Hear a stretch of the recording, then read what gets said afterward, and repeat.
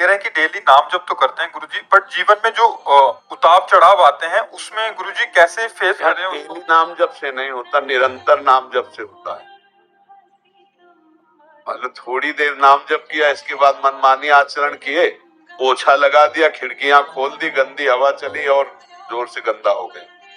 सातु दीर्घकाल निरंतर सत्कार सेवितो दृढ़ भूमि, दीर्घकाल तक निरंतर आदर सहित नाम जपते हुए खाना पीना सोना जागना क्रियाएं सब करना, तब आप माया मुक्त हो पाओगे, तब आप समझ पाओगे इस माया की चाल को।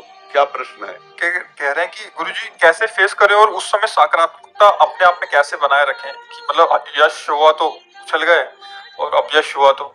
देखो, जब विभीषण जी ने भगवान से कहा कि रावण तो रथ में विराजमान है और आप जमीन पे, रावण रथी विरत रघुवीरा, देख विभीषण भयो अधीरा, तो पूरे रथ को भगवान ने अध्यात्म का बताया कि जिससे विजय होती है वो आध्यात्मिक। हम खास जो रथ में खास विषय होता है वो सारथी होता है।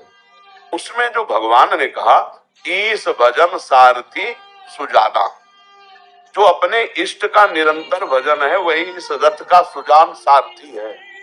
जो निरंतर भजन करेगा वो पॉजिटिव चिंतन ही करेगा, वो हर बात में कृपा देखेगा, हर बात को संभाल लेगा।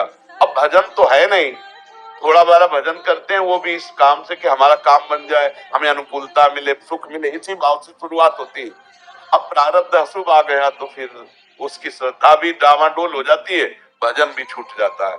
अगर सत्संगी है तो फिर जब बहुकाल करे सत्संगा तब हो सब संशय भंगा, इसमें डट के लगना पड़ेगा। फिर मुख्य साधन सत्संग हुआ महाराज जी, काफी इसमें बिल्कुल बिना सत्संग के तो है नहीं। मति कीरति गति भूति भलाई, जब जय जतन जहां जय पाई, सो जानो सत्संग प्रभाव, लोको वेद न आग पाओ।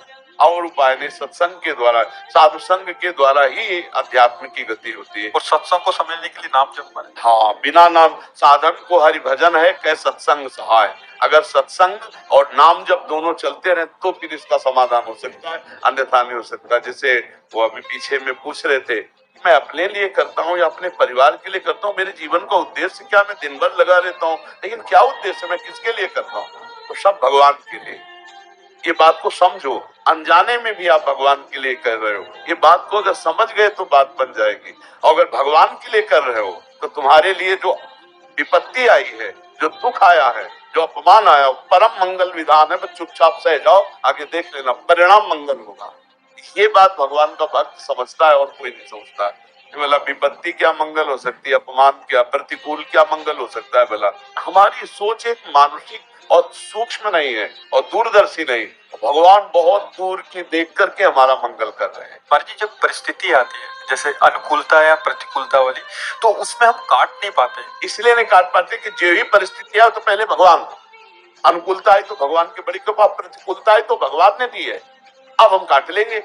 हमारे अंदर ज्ञान जागृत हो जाएगा कि भगवान ने प्रतिकूलता का विधान किया, कोई मंगल बात है। हमारी भले समझ में ना आवे, कोई मंगल हम चुपचाप से लेते, देखते हैं क्या मंगल होता है, पक्का मंगल होगा परिणाम में। अब भगवान से तो जुड़ा नहीं, अंदर से सुबेरे शाम वो अगरबत्ती जला देना जुड़ना नहीं कहते।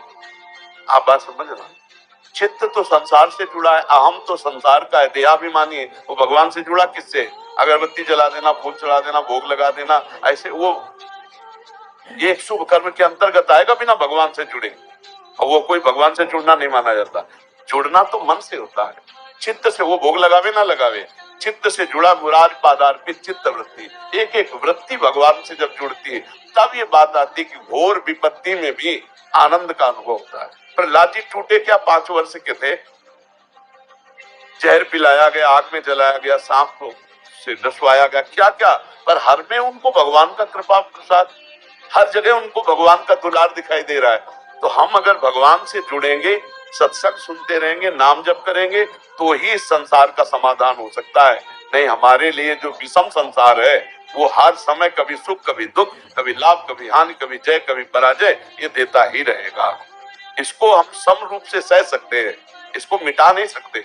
हमारी तभी कोई इतने डिप्रेशन में चले जाते हैं, अपने शरीर नष्ट कर लेते हैं, मतलब वो काट नहीं पा रहे, भगवान से नहीं जुड़े हैं ना। भगवान से। हाँ, तब लग कुशल न जीव कहो, सपने मन विश्राम, जब लग भजतन राम को शोक धाम तज काम। हर परिस्थिति में बोले अब क्या होगा, अब वही होगा जो भगवान मंगल विधान रचे होंगे, कोई न कोई भगवान रास्ता निकाल देंगे, निकाल देते हैं, पक्का निकाल देते हैं।